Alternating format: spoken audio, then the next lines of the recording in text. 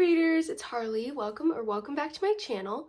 In my last video, I talked about my favorite reads of 2024, all 24 of them. So go check that out if your TBR isn't long enough already, because I think you're gonna find some to add to your list. Today's video, I wanted to talk about the new releases that we are going to be seeing this year. 2025 is stacked with good new releases. It seems like every single one of my favorite authors has announced a new book for this year, and I am so excited. Settle in, grab your coffee, and pull up your Goodreads because you're gonna want to add all of these to your TBR. Okay, starting off so strong, we've got Alice Feeney's new release, Beautiful Ugly. The release day is actually tomorrow, or potentially today, depending on when I get around to editing and uploading this. January 14th is publication day for this one. The million-copy best-selling Queen of Twists, Alice Feeney returns with a gripping and deliciously dark thriller about marriage and revenge. Ooh! I'm already hooked. I'm just gonna read that part because I love to go into Alice Feeney's books completely blind. I feel like that's the best way with any like mystery thriller, just to kind of like not even know sort of what to expect. If you know me, you know I love Alice Feeney. She was one of my top authors from last year, and one of her books, Rock, Paper, Scissors, was in my top 3 books of the year. I will say I was a little disappointed when I heard about this release, when I found out that it's coming out in hardcover. All of her books are paperback. All of her books have come out in paperback. Why would I want a hardcover? That was a bit dramatic, but you know my pain. Like, it's just, why would I want mismatching books on my shelf? Still so excited for the book. I will be reading it on my Kindle until the paperback releases though. Next up, we've got Sunrise on the Reaping by Suzanne Collins. Release date is March 18th. All the Hunger Games kids are freaking out. We finally get Haymitch's story. I am so pumped for this book. When you've been set up to lose everything you love, what is there left to fight for? I was indeed a Hunger Games kid. Catching Fire to this day is still one of my favorite books. I reread it so often. I was not a fan of The Ballad of Songbirds and Snakes. I still haven't seen the movie. I've heard so many amazing things about it. I don't know why I haven't watched it yet, but the book was just long. It didn't feel like Suzanne Collins, honestly. Like, it didn't give me the same feeling as the original trilogy. So, that being said, I'm really hoping we get a redemption with Sunrise on the Reaping because I have wanted Haymitch's story for so long. His games sound crazy from the tiny bit of backstory that we already have. I just know that story would be incredible if it's written well. All right, next up we've got Say You'll Remember Me by Abby Jimenez. This one comes out April 1st. Just for the Summer was my second favorite book of the year. I was obsessed with it, still am. So I was very excited to see that she's coming out with another one this year. Abby Jimenez romance books are like on the same level as Emily Henry for me because they both do such a good job of writing contemporary romance that has a deeply emotional level to it as well, instead of just the fluffy Hallmark stuff you see a lot of these days. Speaking of Emily Henry, we also get to see a new release from her this year. We've got Great Big Beautiful Life. This one releases April 22nd. When this one was announced, I screamed so loud my mom thought something was wrong. And something is wrong. I don't already have this book in my hands. 2 writers compete for the chance to tell the larger-than-life story of a woman with more than a couple of plot twists up her sleeve in this dazzling and sweeping new novel from Emily Henry. This sounds like Beach Read to me. Beach Read is my favorite Emily Henry book. I love this book. Let's see, where is she? Look at all those tabs. I love this book. Also, the special edition that I just got. Oh no. Okay. She's stunning.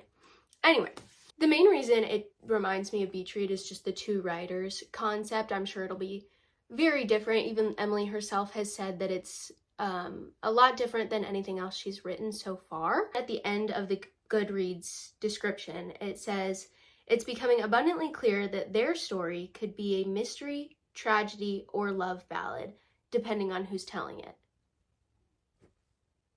What does that mean? Also, I'm obsessed with the cover. Probably one of my favorites of hers, honestly. Much better than Funny Story, which we all know how I felt about that one. I saw the yellow Crocs on the cover on this man's feet, and I went, Miss Emily Henry, what are we doing? What are we doing? That was a choice, and I don't know if it was a good one. Next up, we've got My Friends by Frederick Bachman. This one releases May 20th. This one, embarrassingly, I got an advanced copy of, and it is still sitting unread in my Kindle library because I'm trying to finish the 1,000-page Harry Potter fanfic that I'm reading first. She needs to sort out her priorities. This one honestly sounds like such a good summer read.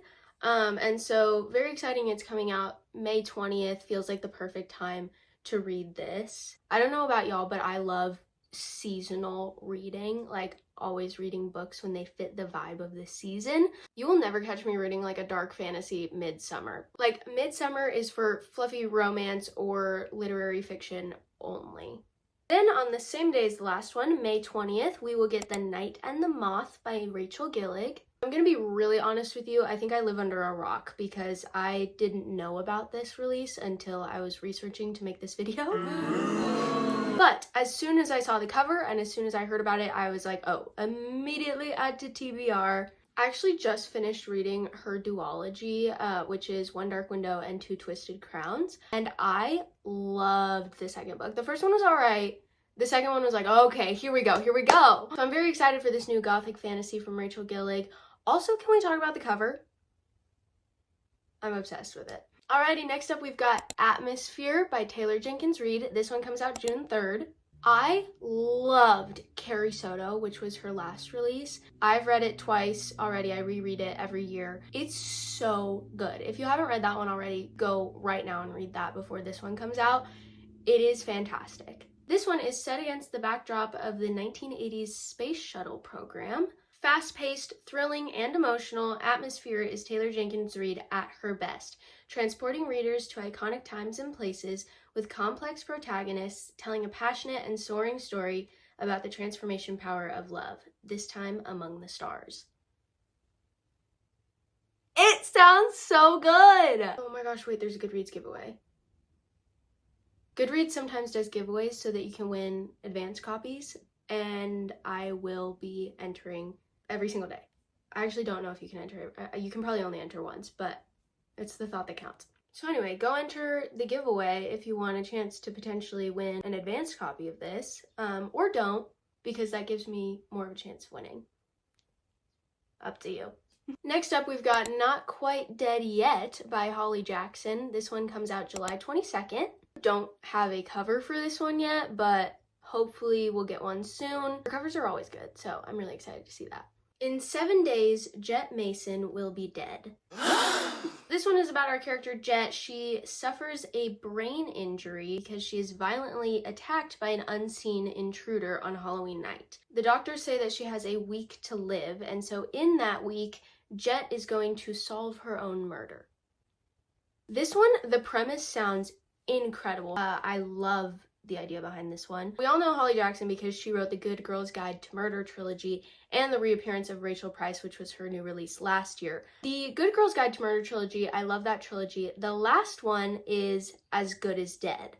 Then this one, supposedly unrelated, is Not Quite Dead Yet. Maybe it's nothing. Maybe I'm looking too far into it. But maybe it's not. I don't know. I don't know if they have anything to do with each other, but I'm hoping maybe we'll see like a cameo or two from the characters, or they're like really connected. It could be so good. I hope she does something to connect the trilogy with this one. All right, next up we've got Good Spirits by B.K. Borison. This one comes out October 7th. He is the ghost of Christmas past. She's not exactly Scrooge, but she's being haunted. I've loved a few others from B.K. Borison, so I'm really excited to see this one. The premise Sounds a little cheesy, but I'm sure she's gonna do a great job with it. That's all the new releases I have written down on my list. Let me know if there's any I missed that I can be on the lookout for. And let me know which ones you're most excited for. I have a feeling a lot of these are going to be some pretty good 5-star reads. So very excited to see how these turn out. Don't forget to like and subscribe. I will love you forever if you do. Thank you so much for watching, and I'll see you next time.